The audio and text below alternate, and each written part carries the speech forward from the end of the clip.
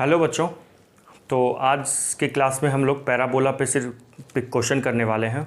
Last के class में हम लोग क्या किए थे, पैराबोला के टेंजेंट के प्रॉपर्टी को पढ़े थे और 2 सवाल किए थे। आज के क्लास में हम लोग सिर्फ सवाल करने वाले हैं पैराबोला पे बेस्ड।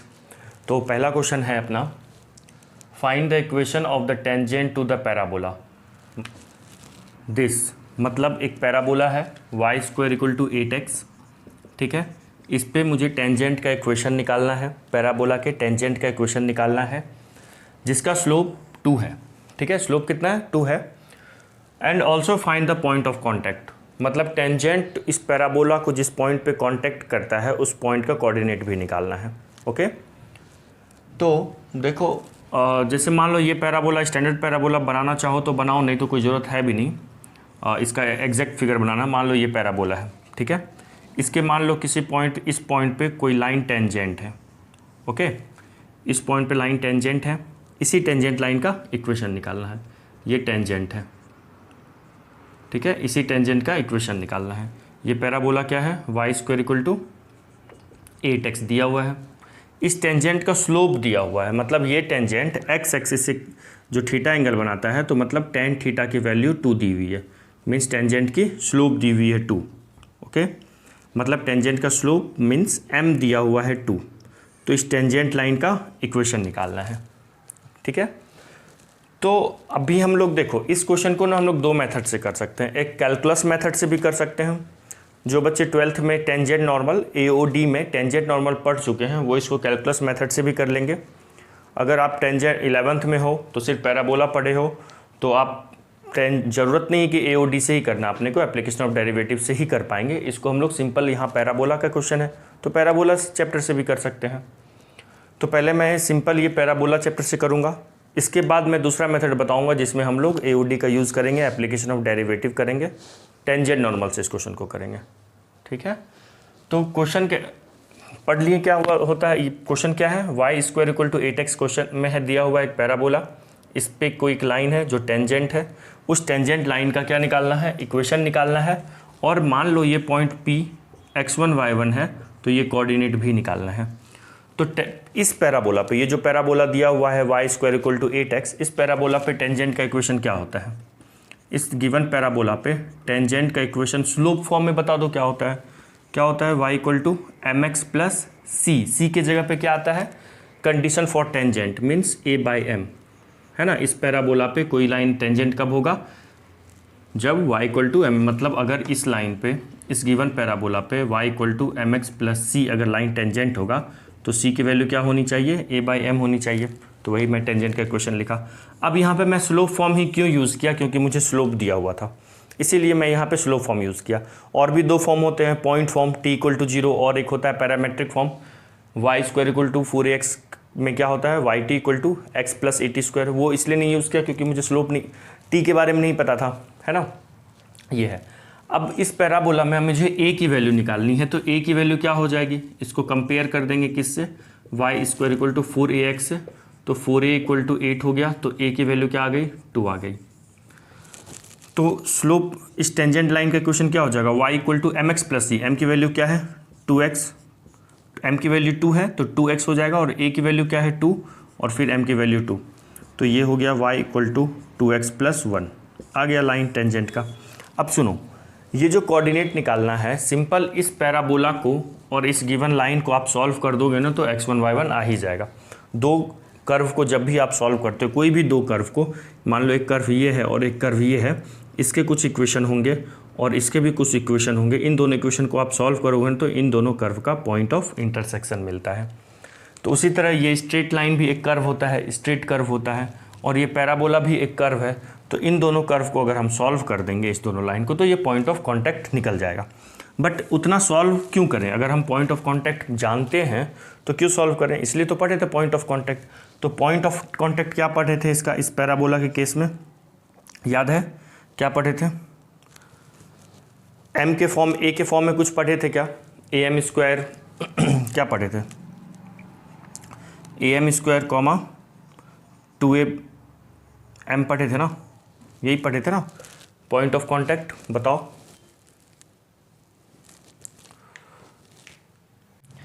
इस पैराबोला पे टेंजेंट लाइन का पॉइंट ऑफ कांटेक्ट क्या पढ़े थे, a/m² कॉमा 2a/m, यही तो पढ़े थे ना पॉइंट ऑफ कांटेक्ट। अगर ये याद है तो ये क्वेश्चन आराम से हो जाएगा। तो a की वैल्यू क्या है, a की वैल्यू 2 है, तो 2/2 का स्क्वायर कॉमा 2 × 2/2 है ना। देखो a की वैल्यू 2 रखा, m की वैल्यू 2 है तो 2 का स्क्वायर कर दिया, 2 ये है और a की वैल्यू 2 और m की वैल्यू 2, तो ये हो जाएगा 1/2 कॉमा 2, ये हो गया पॉइंट ऑफ कांटेक्ट। तो ये पॉइंट ऑफ कांटेक्ट आ गया। अब सुनो, अगर ये नहीं भी याद है ना, अगर ये पॉइंट ऑफ कांटेक्ट नहीं याद है तो भी मैं बताता हूँ मेथड कैसे निकालना है। कि अगर मान लीजिए आपको ये तो कंफर्म है याद होगा, y = mx + c, c की जगह पे a/m रखेंगे, तो इक्वेशन ऑफ स्ट्रेट लाइन तो निकाल लिए होगे, मतलब इक्वेशन ऑफ टेंजेंट तो निकाल लिए होगे, बट ये याद नहीं रहता है। ठीक है, तो ये याद नहीं रहता है तो क्या कैसे और भी निकाला जा सकता है, बट पैरामेट्रिक कोऑर्डिनेट याद होता है। पैराबोला पे कोई भी पैरामेट्रिक कोऑर्डिनेट, इस वाले पैराबोला पे क्या होगा parametric coordinate, AT² comma 280, x की वैल्यू क्या होगी AT², y की वैल्यू क्या होगी 280 होगी। तो उस पैरामेट्रिक कोऑर्डिनेट से हम लोग ये पॉइंट ऑफ कांटेक्ट निकाल सकते हैं। पैरामेट्रिक कोऑर्डिनेट हर किसी को याद होता है, बट ये जो स्लोप फॉर्म में कोऑर्डिनेट दिया हुआ है ना, स्लोप फॉर्म में कोऑर्डिनेट, ये याद रखने में मुश्किल होती है। तो अभी आप इसको लिख लो, मैं इसका दूसरा मेथड भी पॉइंट ऑफ कांटेक्ट का बताता हूँ। इसको पहले लिख लीजिए, लिख लिए। तो देखो इसका दूसरा मेथड के लिए मान लो ये वाला जो पॉइंट ऑफ कांटेक्ट मुझे निकालना था, अगर मैं इसको क्या मान सकता हूँ, इस पॉइंट को मैं AT² कॉमा 280 मान सकता हूँ ना, और a की वैल्यू दी हुई है, ये पॉइंट P है, तो a की वैल्यू क्या दी हुई है 2, तो यहाँ पे रख देंगे 2t² कॉमा ये 2 रखोगे तो 4t हो जाएगा। तो ये P का कोऑर्डिनेट हो गया। P का कोऑर्डिनेट क्या हो गया AT² कॉमा 4t। अब t निकालना है। तो देखो जब मैं ये पढ़ा रहा था तो t और m में भी रिलेशन बताया था, तो यहाँ पे t और m में रिलेशन होता है t = 1/m या m = 1/t।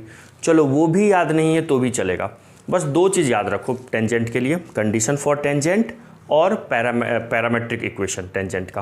Condition of tangent अगर याद है तो आपको स्लोप फॉर्म टेंजेंट का याद है, पैरामेट्रिक फॉर्म याद रखो, और पॉइंट फॉर्म तो t = 0 होता ही है ना। तो देखो अब अपना कोऑर्डिनेट 2t² 4t हो गया, तो क्या करेंगे, अब बस t निकालना है। तो इस पैराबोला के लिए जो पैराबोला दिया हुआ है इसमें बताओ टेंजेंट का इक्वेशन क्या होगा। ये y1 देखो याद करवाए हैं ना, y² को अगर पॉइंट फॉर्म में लिखोगे तो y1 लिखोगे तो ये हो जाएगा yt = x प्लस में है x + at², यही होगा। तो ये yt x, a की वैल्यू कितनी है 2, तो +2t²। ओके, मैं इसको क्या लिख सकता हूँ, y = 1/t x + at², sorry ये तो 2 है ना, तो 2t² लिख दिया। ओके, देखो ये अपना पैराबोला है पैरामेट्रिक फॉर्म में, और ये वाला पैराबोला किस फॉर्म में है, स्लोप फॉर्म में है।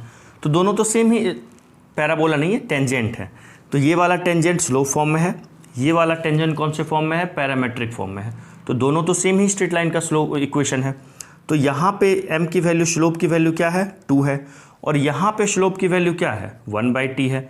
तो हम कह सकते हैं देखो m = 2 तो m = 1/t, तो 2m की वैल्यू क्या है 2 रख दो यहाँ पे, तो देखो t की वैल्यू कितनी आ गई, 2 की वैल्यू 1/2 आ गई, बस हो गया। अगर t का वैल्यू आ गया तो ये जो पॉइंट P था ये भी निकल जाएगा, t का वैल्यू बस रख दो, 2 × t², मतलब t की वैल्यू क्या है 1/2, तो 1/2 का स्क्वायर क्या होगा 1/4 कॉमा 4 × t, t का वैल्यू क्या है 1/2, तो p क्या आ जाएगा, p आ जाएगा 1/2 कॉमा 2। देखो तो आप नहीं भी याद करने की कोई ज़रूरत ही नहीं है कि Cartesian point of contact slope form में क्या होता है, a/m² कॉमा 2a/ जो m होती थी वो नहीं भी याद है चलेगा। बस मैं बार बार बोल रहा हूँ टेंजेंट का इक्वेशन याद रखो, बस AT² 280 जो अपना 3 इक्वेशन होता है ना, पॉइंट फॉर्म, स्लोप फॉर्म और पैरामेट्रिक फॉर्म, ये याद रखो टेंजेंट का, और कंडीशन ऑफ टेंजेंट याद रखो। अगर कंडीशन ऑफ टेंजेंट याद है तो स्लोप फॉर्म में वही होता है, y = mx + c की जगह पे कंडीशन ऑफ टेंजेंट डाल देते हैं, पॉइंट फॉर्म t = 0 होता है। पैरामेट्रिक फॉर्म ट्रिक से याद रखे हैं, पॉइंट फॉर्म के जैसा ही होता है, y² यहाँ है तो y1 बनेगा, तो y2 = x + at², yt = x + at²। तो देखो पॉइंट ऑफ कांटेक्ट आ गया।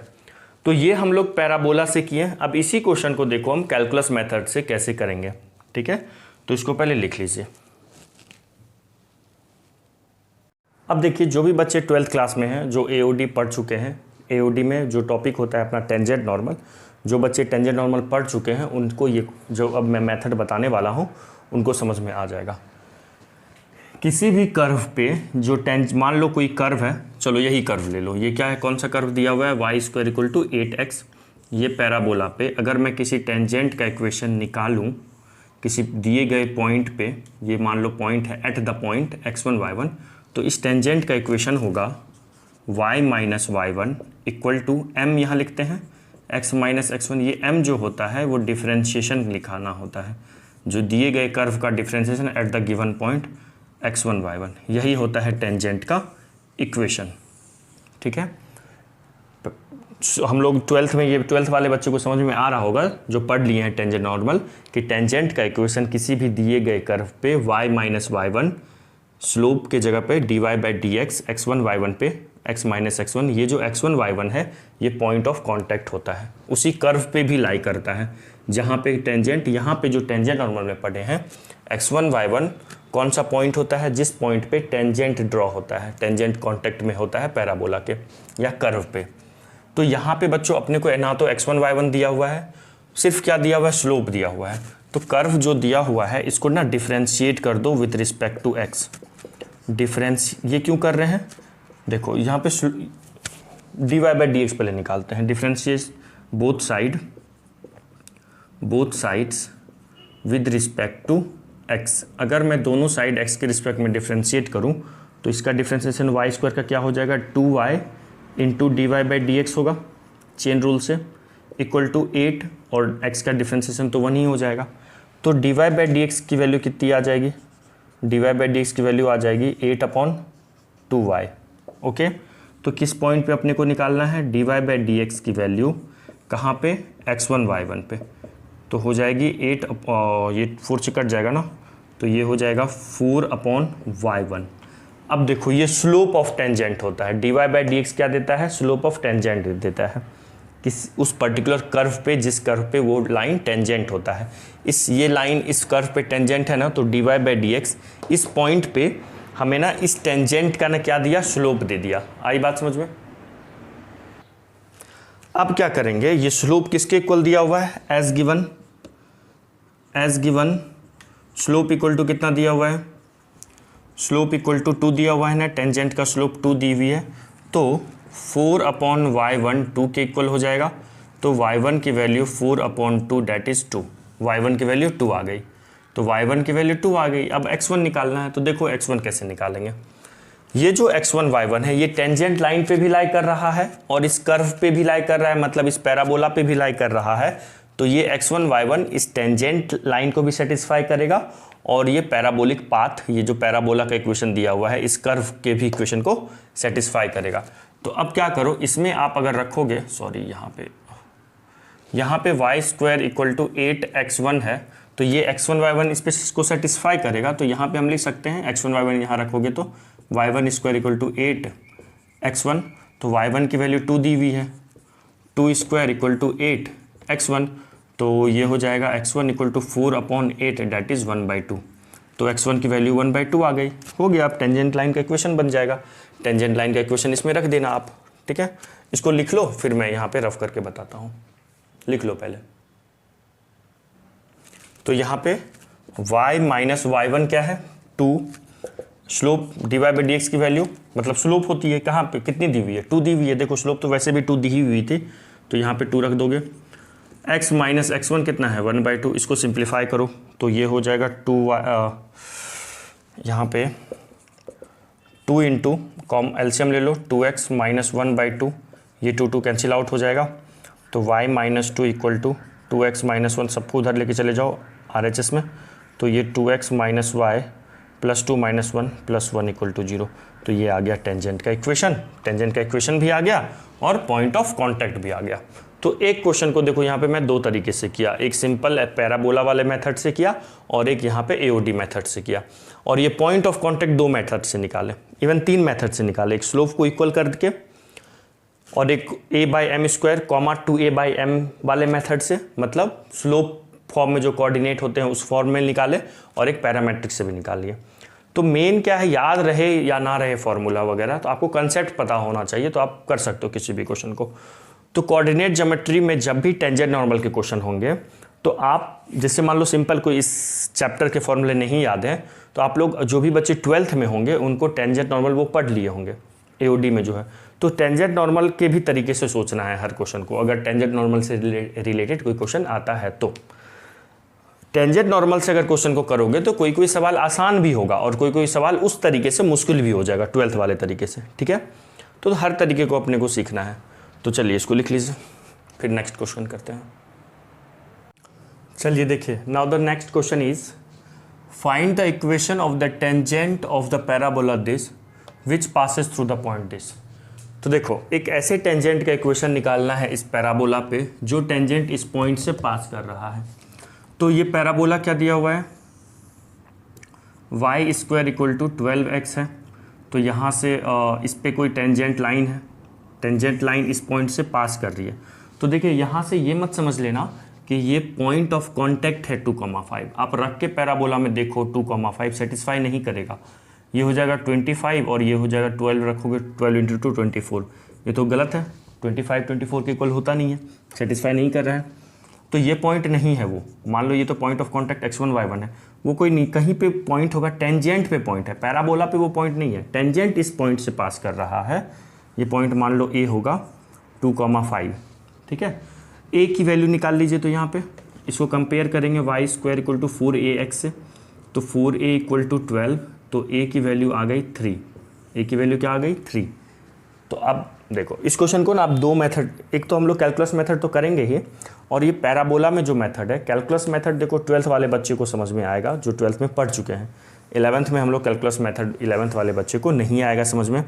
तो पहले हम लोग जो ये पैराबोला में जो पर्टिकुलर मेथड है, हम लोग जो इक्वेशन ऑफ टेंजेंट लिखते हैं स्लोप फॉर्म में या पॉइंट फॉर्म में या पैरामेट्रिक फॉर्म में, पैरामेट्रिक इक्वेशन, उस तरीके से पहले करेंगे इस क्वेश्चन को।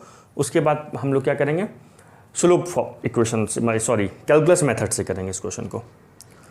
तो पहले सबसे पहले इस लाइन का इक्वेशन देखिए, सबसे पहले मैं क्या कर रहा हूँ, इसको स्लोप फॉर्म से कर रहा हूँ। इस लाइन का इक्वेशन स्लोप फॉर्म में क्या होगा, y equal to mx plus c की जगह पे a बाई एम, a की वैल्यू क्या है 3 बाई एम।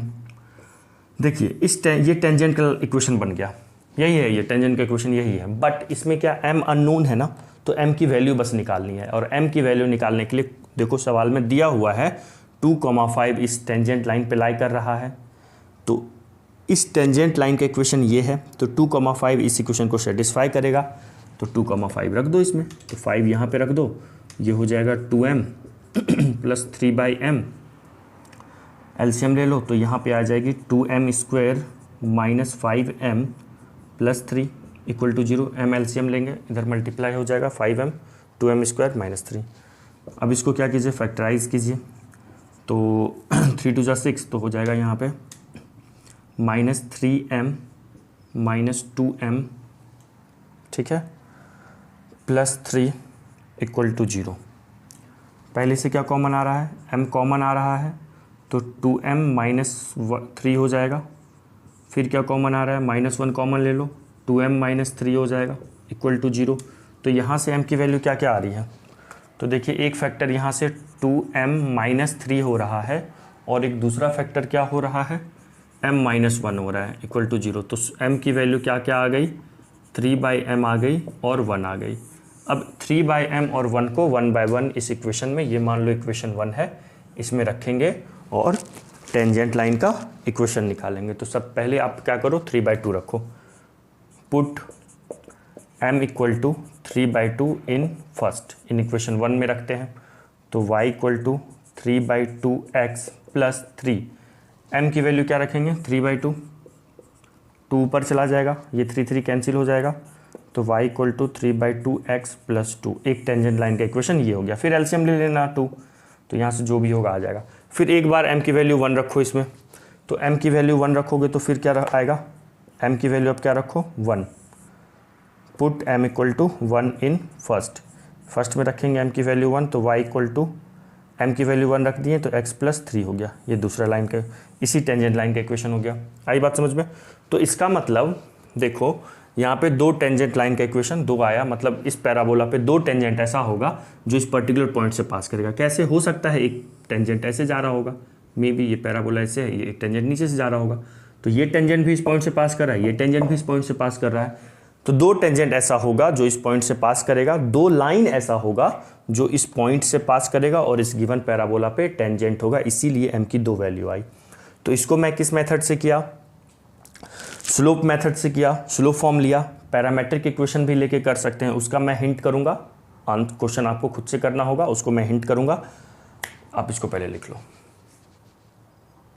इस क्वेश्चन को तुम लोग ना पैरामेट्रिक इक्वेशन भी टेंजेंट का लेके कर सकते थे। पैरामेट्रिक इक्वेशन टेंजेंट का क्या होगा, इस पैराबोला पे Y T equal to X plus A T square होता है, ए की वैल्यू क्या 3 है, तो Y T equal to X plus 3t square. अब सुनो, बस t ही तो अननोन है ना, और ये किस टेंजेंट लाइन, इस टेंजेंट लाइन का इक्वेशन है, और ये टेंजेंट लाइन इस पॉइंट से पास कर रही है, तो ये पॉइंट इसको सेटिस्फाई करेगा। तो यहाँ रखोगे तो सॉल्व करोगे, t की वैल्यू आ जाएगी, और फिर वापस t की वैल्यू जो भी आएगी उसको इसको इक्वेशन 1 मान के रख देना। ये आपका काम है करना। इस मेथड से भी आप कर सकते थे इस क्वेश्चन को, पैरामेट्रिक इक्वेशन भी टेंजेंट का लेके कर सकते थे। अब मैं यहाँ पे ना ये मेथड, अब मैं बता रहा हूँ कैलकुलस मेथड। तो देखो कैलकुलस मेथड में ऐसे क्वेश्चन सीबीएसई बोर्ड्स में आते हैं, एट द पॉइंट ना देके थ्रू द पॉइंट दिया होता है, तो वहाँ पे कंफ्यूज नहीं करना। तो देखो मैं सीबीएसई मेथड से करके बताता हूँ, कैलकुलस मेथड से, जो 12th के बच्चे को भी फ़ायदा होगा। तो देखो ये पॉइंट है x1 y1, तो जो 12th के बच्चे हैं वो उनके अगर कोचिंग में टेंजेंट नॉर्मल हो चुकी होगी, तो आपके टीचर आपको इक्वेशन लिखे होंगे टेंजेंट का, y minus Y one equal to, यहाँ पे स्लोप होता है m, x माइनस x1, ये स्ट्रेट लाइन का इक्वेशन होता है 1 पॉइंट फॉर्म में, या बोलो पॉइंट स्लोप फॉर्म में। स्लोप की वैल्यू होती है differentiation of the given curve. उस कर्व को, जो भी कर्व, जिस भी कर्व पे टेंजेंट का इक्वेशन निकालना है, उस कर्व को डिफरेंशिएट कर दो, और उस जिस पॉइंट पे निकालना है टेंजेंट का इक्वेशन, उस डिफरेंशिएशन में वो पॉइंट रख देते हैं। तो देखो यहाँ पे ये जो x1 y1 है ना, वो पॉइंट ऑफ कांटेक्ट होता है, जिस पॉइंट पे टेंजेंट ड्रॉ किया जाता है। तो बहुत सारे बच्चे यहाँ पे x1 y1 इसको समझ लेते हैं, ये 2,5 जिस पॉइंट से वो टेंजेंट पास कर रहा है, यहाँ पे वो पॉइंट नहीं है। ये x1 y1 कौन सा पॉइंट होता है, पॉइंट ऑफ कांटेक्ट होता है। तो यहाँ पे रख के नहीं सॉल्व करते हैं। देखो पहले गलत क्या कर देते हैं, उनको डिफ्रेंशिएट कर देंगे। ये पैराबोला का इक्वेशन दिया हुआ है, मतलब कर्व का इक्वेशन दिया हुआ है, इसका डिफ्रेंशिएशन क्या हो जाएगा, 2y dy/dx हो जाएगा इक्वल टू 12। तो dy/dx की वैल्यू आ जाएगी 6/y। फिर क्या करते हैं, इस पॉइंट को ही रख देते हैं, 2y dy/dx, इस पॉइंट को ही 2,5 रख देते हैं, और स्लोप आ जाती है 6/5, जो गलत हो जाएगा। क्यों गलत होगा, तो ये जो x1 y1 टेंजेंट के इक्वेशन में दिया रहता है, ये x1 y1 point of contact होता है, जहाँ पे वो पर्टिकुलर टेंजेंट, इस कर्व, जिस भी टेंजेंट का इक्वेशन निकालना होता है, वो टेंजेंट जिस पॉइंट पे कर्व को टच कर रहा होता है, वो पॉइंट होता है x1 y1 टेंजेंट के इक्वेशन में, जब हम कैलकुलस मेथड में यूज़ करते हैं।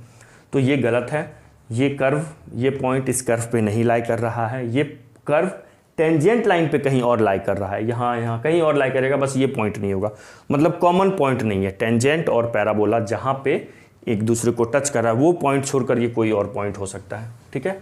तो ये मेथड तो नहीं होगा।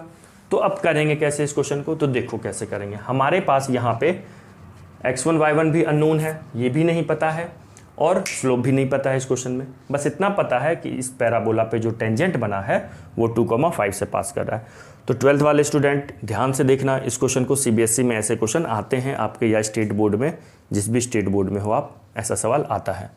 तो देखो कैसे करेंगे। सबसे पहले हम लोग ना स्लोप निकाल लेंगे, स्लोप ऑफ टेंजेंट निकाल लो। स्लोप ऑफ टेंजेंट क्या होता है, dy/dx, कहाँ पर, पॉइंट ऑफ कांटेक्ट पर। तो अब निकाल लीजिए dy/dx। तो dy/dx अभी निकालते हैं, y² equal to 12x dv है, अभी निकाले थे ना। dy/dx आप निकाल लेना, मैं लिख देता हूँ, ये हो जाएगा 2y, 2 नीचे आ जाएगा, चलो लिख लेते हैं, 2y इक्वल टू 12। तो यहाँ से हो जाएगी dy/dx की वैल्यू 12/2y, 2 से कैंसिल हो जाएगा, 6 टाइम्स में 6/y। तो dy/dx की वैल्यू इस पॉइंट ऑफ कांटेक्ट पे x1 y1 पे क्या हो जाएगी 6/y1 हो गई। अब सुनो, अब इक्वेशन ऑफ टेंजेंट लिख दो। नाउ एकदम ऐसे ही करना है एग्जाम में, ठीक है, सीबीएसई में आता है तो ऐसे ही वर्ड बाय वर्ड लिखना है। Now equation of tangent, EOT का मतलब मैं शॉर्ट में लिख दिया हूँ इक्वेशन ऑफ टेंजेंट। क्या हो जाएगा y minus Y one, M की वैल्यू क्या है 6/y1 x माइनस x1 हो गई।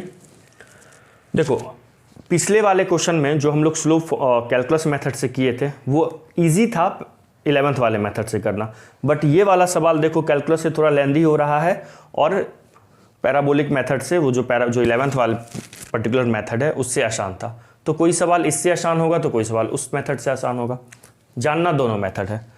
तो ये क्या हो गया टेंजेंट का इक्वेशन। अब लिखेंगे as tangent line passes through, कहाँ से पास कर रहा है, पासेस थ्रू 2,5, तो 2,5 इसको सेटिस्फाई करेगा। लिखिए पहले यहाँ तक। अब देखो क्या लिखेंगे, एज टेंजेंट लाइन, देखो ये टेंजेंट का इक्वेशन बना दिए। y minus Y one equal to M, M की जगह पे क्या आएगा dy/dx की value 6/y1 x minus x1। यहाँ पे 2,5 नहीं रखना है x1 y1 में, क्योंकि ये वो वाला पॉइंट नहीं है जिस पे पॉइंट ऑफ कांटेक्ट होता है ये x1 y1, ये 2,5 टेंजेंट पे कोई और पॉइंट है। तो as tangent line passes through the point 2,5, तो ये 2,5 इस टेंजेंट लाइन के क्वेश्चन को सेटिस्फाई करेगा। तो रख देंगे y माइनस, देखो y की जगह पे सेटिस्फाई करेगा तो टेंजेंट में कहाँ पे रख सकते हैं, xy में रख सकते हैं। तो x1 y1 में नहीं रखना है, x1 y1 पे कौन सा पॉइंट है, ये पॉइंट ऑफ कांटेक्ट है। और xy कौन सा पॉइंट होता है, xy किसी भी इक्वेशन में, किसी भी कर्व के इक्वेशन को तुम लोग जो xy में लिखते हो वो xy कोई भी पॉइंट होता है, आर्बिट्रेरी पॉइंट, ठीक है ना। तो ये xy हो सकता है, ये टेंजेंट लाइन का इक्वेशन xy है, ये 2,5 xy में रख देंगे तो ये 5 minus y1 equal to 6 minus y1, 2 रख दिए x की जगह पे माइनस x1। इसको सॉल्व करो, y1 इधर लाओ तो 5y1 माइनस y1 स्क्वायर हो जाएगा और ये 6 माइनस 6 इंटू 2 माइनस x1 रह जाएगा यहाँ पे। तो ये ओपन कर दो, 6 2 जा 12 माइनस 6x1। तो देखो 6x1 को इधर ले आओ, LHS में ले आओ तो प्लस हो जाएगा। तो यहाँ से y1 इधर आ गया, प्लस में y1 square minus 5y1 plus 12 रह गया। देखिए अब क्या करना है अपने को, एक इक्वेशन y1 में बन गया, दूसरा इक्वेशन क्रिएट करते हैं। पैराबोला क्या दिया हुआ है, गिवन कर्व क्या है, गिवन कर्व पहले लिख लीजिए क्या है, y square equal to 12x है ना।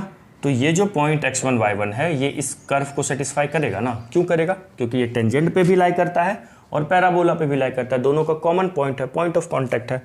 तो सो रख सकते हैं हम लोग y1 square equal to 12x1। तो यहाँ से देखो 6x1 की वैल्यू मैं निकालता हूँ, ये 2 इंटू 6x1 लिख सकते हैं इसको क्या, तो 6x1 की वैल्यू क्या आ गई y1 स्क्वायर बाई 2। तो अब क्या करो, ये 6y1 की वैल्यू इसमें रख दीजिए इक्वेशन फर्स्ट में। लिखिए पहले यहाँ तक,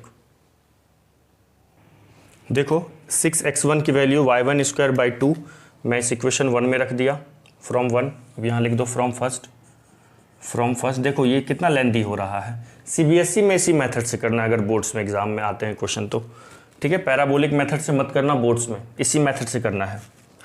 तो 6x1 को रख दोगे इसमें यहाँ पे, तो ये क्या हो जाएगा y1 स्क्वायर बाई 2, मैंने 2 का मल्टीप्लाई कर दिया इधर RHS में, 2y1 5 2 जा 10, 12 इंटू 2 24 हो जाएगा। तो ये आ गया, ठीक है, लिखिए यहाँ तक। तो देखो बहुत सिंपल है, यहाँ पे एल से यहाँ पे क्या हो गया, y1 कॉमन ले लिए, y1 माइनस 6 माइनस 4 कॉमन ले लो, y1 माइनस 6, तो y1 की वैल्यू 6,4 आ गई। अगर y1 की वैल्यू आ गई तो x1 की भी वैल्यू आ जाएगी, रख दीजिए यहाँ पे, ये कितना हो जाएगा y1 square equal to 12x1, इसको लिखे थे हम लोग, y1 की वैल्यू 6 रखोगे तो x1 की वैल्यू कितनी, 6 का स्क्वायर कितना हो जाएगा 36 इक्वल टू 12x1, तो x1 की वैल्यू 3 आ गई। फिर y1 की वैल्यू 4 रख दो तो 16 हो जाएगा, 12x1, तो x1 की वैल्यू 16/12, तो x1 की वैल्यू 4/3 मतलब 4/3। तो x1 और y1 आ गया बस। अच्छा स्लोप क्या था अपना, dy/dx स्लोप कितना था टेंजेंट का, मैंने लिखा था, क्या लिखा था याद है, dy/dx इक्वल टू, बताओ ये हो गया था 6/y1 था ना। तो बस अब y1 की वैल्यू यहाँ पे रख दो तो स्लोप आ गई टेंजेंट की, तो स्लोप 2 होगी। अगर y1 की वैल्यू हम कितना रखते हैं, पहले रख दो 6, तो y1 की वैल्यू 6 रखोगे तो स्लोप 1 आ जाएगा। और एक और स्लोप आ सकता है, y1 की वैल्यू क्या रख दो, y1 की वैल्यू 4 रख दो, तो स्लोप 6/4 मीन्स 3/2। तो स्लोप की वैल्यू क्या क्या आ गई, 1 और 3/2। तो लिखिए यहाँ पे, देखिए 2 टेंजेंट का इक्वेशन आएगा, पहले लिख लीजिए यहाँ तक। देखो x1 y1 क्या हो गया, जब y1 की वैल्यू 6 रखोगे तो x1 की वैल्यू 3 आ गई, और जब y1 की वैल्यू 4 रखोगे तो x1 की वैल्यू 4/3 आ गई, और जब y1 की वैल्यू 6 रही होगी तो स्लोप की वैल्यू 1 आ गई, और जब y1 की वैल्यू 4 क्या थी 4 रही होगी तो स्लोप की वैल्यू 3/2 आ गई। बस देखो ऐसे क्वेश्चंस को ना CBSE में ऐसे करना, आप जेई में देखो कैलकुलस मेथड कभी कभी ज़्यादा लेंदी हो जाता है, तो ये मैं एक 1 बाय 1 इसलिए बता दिया कि अगर कोई बच्चे 12th में होंगे जो स्टेट बोर्ड या CBSE में से एग्ज़ाम दे रहे होंगे तो वो इस मेथड से कर सकते हैं क्वेश्चन को। तो इक्वेशन लिख देना y minus y1 equal to slope, यहाँ पे क्या हो जाता है dy/dx x माइनस x1। अगर आप एक बार ये रखोगे तो y minus 6 equal to slope उस केस में 1 होगा, x माइनस 3, एक इक्वेशन ये हो जाएगा। और फिर दूसरा इक्वेशन मान लो अगर आप ये यूज़ करते हो तो y माइनस 4/3 आ रहा है, कंफर्म। एक मिनट, ये यहाँ पे ना x की वैल्यू y की वैल्यू 4 होगी और x की वैल्यू 4/3 होगी, तो यहाँ पे रख देंगे। एक ये इक्वेशन तो आ ही जाएगा आप लोग से, ये सॉल्व कर लेना, कंप्लीट कर लेना इसको, और फिर x की वैल्यू रख दोगे यहाँ पे, y की वैल्यू 4, y1 की वैल्यू, स्लोप की वैल्यू 3/2 और x की वैल्यू 4/3। इसको सॉल्व कर लेना, दूसरा इक्वेशन आ जाएगा। तो इस मेथड को CBSE 12th में यूज़ करना है, बोर्ड्स में ऐसा यूज़ मत करना। तो देखो आज हम लोग सवाल कर तो रहे हैं, बहुत स्लो कर रहे हैं, बट एक एक चीज़ सीखते हुए कर रहे हैं। अगर आपसे होता है तो वीडियो को पॉज करके आप लोग खुद क्या करो, तो लिख लीजिए पहले इसको। तो अब देखो एक टॉपिक पढ़ा देता हूँ मैं, फिर और भी क्वेश्चन करेंगे। टेंजेंट पे क्वेश्चन करना है, फिर पैराबोला पे मिक्स क्वेश्चन करना है, और पॉइंट पे भी क्वेश्चन आते हैं, पॉइंट और पैराबोला के बारे में। ये टॉपिक में ये पढ़ना है कि कोई पर्टिकुलर पॉइंट दिया रहेगा और ये डिसाइड करना होगा कि ये पॉइंट पैराबोला के बाहर लाई कर रहा है या अंदर लाई कर रहा है। सर्कल में भी था ना, सर्कल का जैसे इक्वेशन को हम ऐसे डिनोट करते हैं, और अगर कोई पर्टिकुलर पॉइंट है वो सर्कल के बाहर लाई कर रहा होता है P, तो S1 ग्रेटर देन 0 होता था, और P अगर सर्कल पे लाई करे तो S1 इक्वल टू 0। S1 का मतलब है ये x1 y1 को सर्कल के इक्वेशन में रख देना। सिमिलरली पैराबोला में भी है, मैं एक पैराबोला लेके बता रहा हूँ, ये सभी पैराबोला के लिए वैलिड होगा। मान लो पैराबोला ये स्टैंडर्ड ले लिया, y² इक्वल टू 4ax, तो ये इक्वेशन क्या हो जाएगा, y² equal minus 4ax equal to 0। मान लो इस इक्वेशन को भी मैं ऐसे डिनोट कर रहा हूँ, ठीक है। तो अगर कोई पर्टिकुलर पॉइंट हो सकता है ये P x1 y1, देखो यहाँ पे ना पैराबोला में मैं ना पैराबोला के देखो सर्कल में तो क्लियर है कि सर्कल के अंदर पॉइंट का क्या मतलब है। पैराबोला में पैराबोला के अंदर पॉइंट का मतलब है वो इस पार्ट में होना चाहिए, ये पैराबोला फैला हुआ इधर, ठीक है ना। तो इस पार्ट में अगर पॉइंट होगा तो वो पैराबोला के अंदर होगा, और पैराबोला पे होगा तो यहाँ होगा, और पैराबोला के बाहर होगा तो यहाँ पे कहीं होगा, ठीक है। तो मान लो P यहाँ भी हो सकता है, let's say P x1 y1 यहाँ भी हो सकता है, और P x1 y1 बाहर भी हो सकता है। तो सिंपल है, ये S में रख देना। S का इक्वेशन क्या है, y² इक्वल टू 4ax, मतलब y² माइनस 4ax 0। तो अगर S1 ग्रेटर देन 0 भी आ सकती है, अगर मैं x1 y1 को इसमें रखूँगा तो S1 इक्वल टू भी 0 हो सकता है, और S1 लेस देन भी 0 हो सकता है, मतलब निगेटिव भी हो सकता है। और अगर S1 ग्रेटर देन 0 आएगा तो point lies outside the parabola, outside the parabola होगा। और अगर पॉइंट S1 इक्वल टू 0 होगा, मतलब S1 इसको सेटिस्फाई कर दिया, मतलब पैराबोला पे ही होगा। और अगर निगेटिव आता है S1 तो वो पैराबोला के अंदर लाई करेगा, ठीक है। तो मैं यहाँ पे लिख दिया हूँ, उसको मैं लिख दिया हूँ यहाँ पे। S1 अगर ग्रेटर देन 0 मतलब पॉजिटिव आएगा तो बाहर लाई करेगा, point lies outside the parabola. S1 अगर इक्वल टू 0 आएगा तो point lies on the parabola, और S1 निगेटिव आएगा तो point lies inside the parabola. ये कैसे होता है, प्रूफ का कोई ज़रूरत है नहीं, डिस्टेंस फार्मूला से प्रूफ वगैरह होता है, प्रूफ की ज़रूरत नहीं है, बस आप ध्यान रखिए। सिमिलर कंडीशन सर्कल में भी पढ़े थे, ऐसा ही हम लोग एलिप्स में पढ़ेंगे और हाइपरबोला में पढ़ेंगे। तो सेम हर जगह वही होगा, पॉजिटिव मतलब बाहर, इक्वल टू मतलब उस कर्व पे, और लेस देन का मतलब अंदर।